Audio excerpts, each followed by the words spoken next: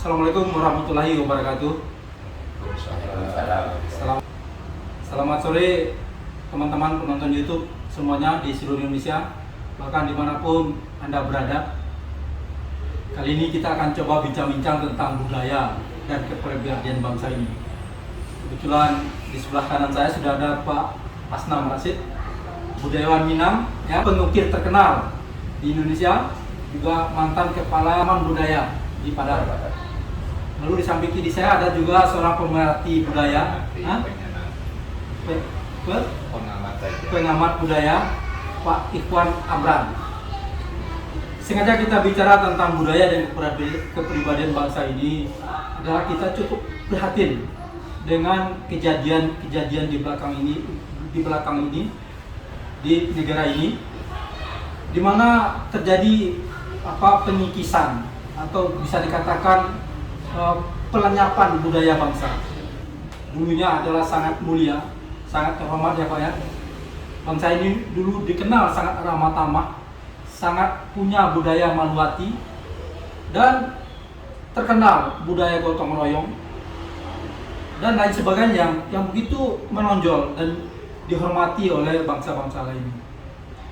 Akan tetapi dengan berubahnya situasi setelah reformasi, di mana terjadinya kebebasan yang kebablasan, maka sepertinya budaya bangsa ini sedikit demi sedikit itu terkikis atau menghilang dari kehidupan berbangsa dan bernegara.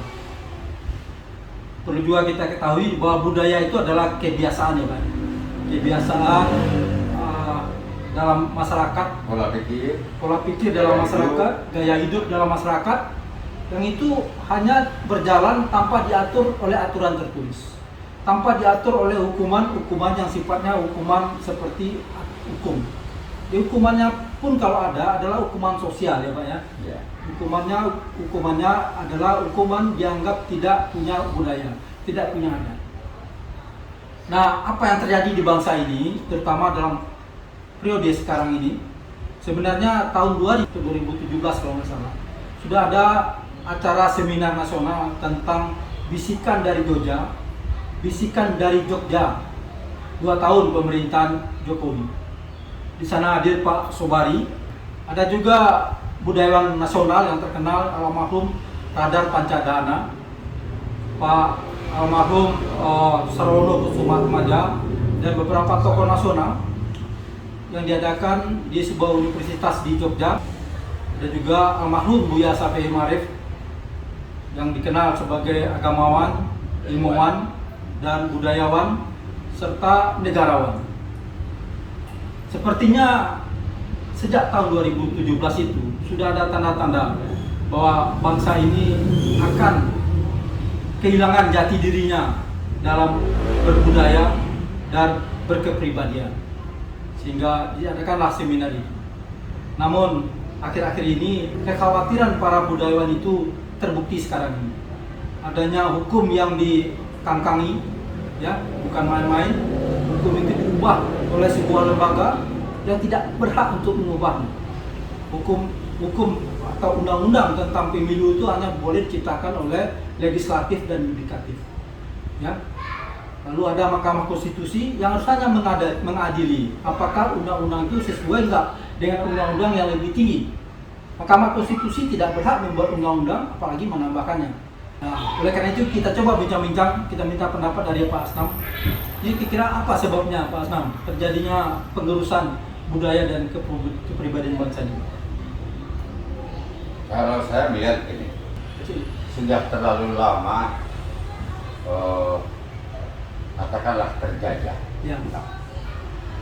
Mulai zaman Belanda, terus Jepang, terus merdeka sebentar, terus dijajah lagi di era Orde Baru. Artian dijajah dalam hal panganan.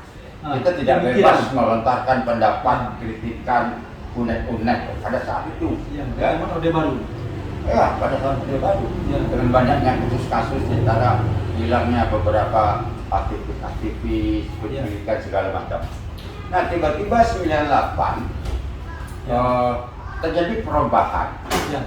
Jadi perubahan yang tanpa persiapan yang matang, Ya. itu katakanlah prematur. Ya, saya setuju Pak. Jadi Nggak siap kuncinya dengan perubahan dan akhirnya segalanya jadi kebablasan. tidak dipersiapkan. Tidak ada. Ya. Foto sedangkan jangka dek doa merasalah merdeka. Jalan bagus, Alupo aja deh. jalan bagus. Nah, ya kan? Akhirnya Kendaraan bagus. Sudah sudut. Ya. Itu yang terjadi. Tapi yang Terlalu terdidak bobok dengan kejayaan masa lalu. ya. Lupa mempersiapkan untuk masa depan. Jadi sibuk mengenang keindahan masa lalu. Mengenang keindahan sementara kondisiku semakin hari semakin hari. Jadi begitu para penonton semua, pergeseran pola pikir dan pergeseran budaya masyarakat Indonesia memang terjadi juga dibarengi dengan masuknya teknologi-teknologi impor dari luar, budaya-budaya impor seperti budaya dari Korea, budaya dari Barat, ya. Akhirnya kebebasan yang sudah kebablasan ditambah dengan kehidupan gaya hidup hedonis yang menuntut seseorang menghalalkan segala cara untuk mendapatkan sesuatu, sehingga nilai-nilai budaya bangsa yang sangat mulia itu terkikis dengan sendirinya. Mungkin Pak Iwan ada pendapat lain lagi, Pak? Itu dia berpikir dulu baru bertindak. Ya. Sekarang tidak. Bertindak aja dulu, dapat berita bertindak baru bikin belakangan. Banyak yang terjadi sekarang budaya atau pemikir-pemikir misal. Sekarang yang terjadi. Nah, banyak. Dulu kita bicara, Bung Karno sampai bilang yang bisa menggantikan saya sebagai presiden hanyalah Tan Malaka. Karena dia pertama kali tercetus Republik Indonesia dalam tulisannya. Karena dia berpikir. Bung Karno jadi presiden karena dia berpikir juga. Kalau sekarang tidak. Dia tidak mau itu baik apa tidak, pokok bertindak dulu, baru Kita pakai ilmu tata ya, lompat dulu baru pikir ya. Nah, ini yang terjadi kesalahan sekarang itu reformasi tanpa ada satu konsep yang jelas. Nah, sekarang seperti mikul dur, mendem jero. Sekarang yang dur udah gimana kita hapus sih? Kita hantam yang dur dipendemin, yang di atas yang sudah nolong kita pendemin. Nah, itulah nilai luhur ini yang hilang pada kita. Nilai luhur ini yang hilang pada bangsa ini. Nah, ini yang saya rasa perhatiin, karena nilai malu, nilai sopan, nilai tahu belas kasih, balas budi, nilai menghormati. Jadi para penonton YouTube, sebenarnya maha penting sekali untuk membangun budaya dan kepribadian bangsa ini. Kenapa? Karena sumber daya manusia itu ada hal yang penting. Kita tahu dalam ilmu manajemen ada 5M, yaitu man, money, mesin, method, material. Itu M utamanya itu adalah man, manusia. Dan kalau kita lihat lagi kepada kenapa Cina bisa berkembang pesat dari negara yang dulunya miskin, ya. Dulu ada yang namanya bonus demografi Cina dengan penduduk 1,5 miliar orang, itu bagi bangsa Cina menjadi beban. Sekarang bonus demografi Cina sudah menjadi kekuatan. Banyak sekali industri-industri ya dibuat di rumah-rumah di Cina, dan itu industri-industri yang sangat branded ya, yang dulunya dibuat di pabrik-pabrik mewah di Eropa sana. Jadi sekali lagi, bagaimana pentingnya para pemimpin bangsa ini untuk memikirkan bagaimana membangun budaya, bagaimana membangun SDM bangsa ini. Nah, begitu reformasi, sumber daya alam sedikit demi sedikit diambil oleh negara. Cuma sayang, pemikiran dan budaya anak bangsa ini kebablasan. Bukannya bertambah maju, bertambah baik, malah sekarang menjadi tambah terpuruk. Jadi begitu para penonton YouTube, diskusi kami tentang budaya ya.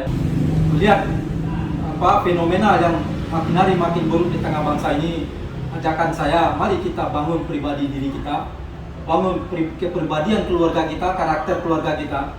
Karena banyak orang-orang hebat, orang-orang sukses bukan berasal dari keluarga yang mampu. Banyak orang tidak mampu tapi punya karakter, punya daya juang, itu menghasilkan orang-orang sukses. Demikian diskusi kita pada sore hari ini ya, semoga ada manfaatnya dan mencerahkan. Sekali lagi terima kasih Pak Asnam, Pak Ikhwan. Semoga diskusi kita sore hari ini bermanfaat. Assalamualaikum warahmatullahi wabarakatuh.